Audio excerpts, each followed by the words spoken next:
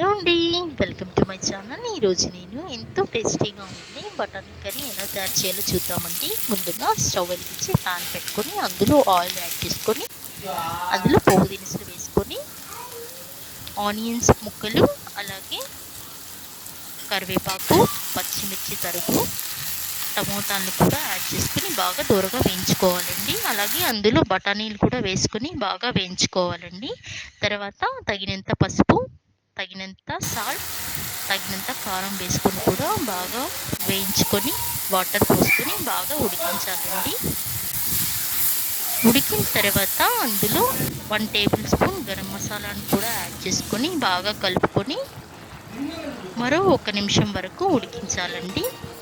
తర్వాత ఫైనల్గా కొత్తిమీరతో గార్నిష్ చేసుకుంటే ఎంతో టేస్టీగా ఉండే బఠానీ కర్రీ రెడీ అండి. ఇది రైస్లోకి కానీ రోటీలోకి కానీ చాలా బాగుంటుందండి. థ్యాంక్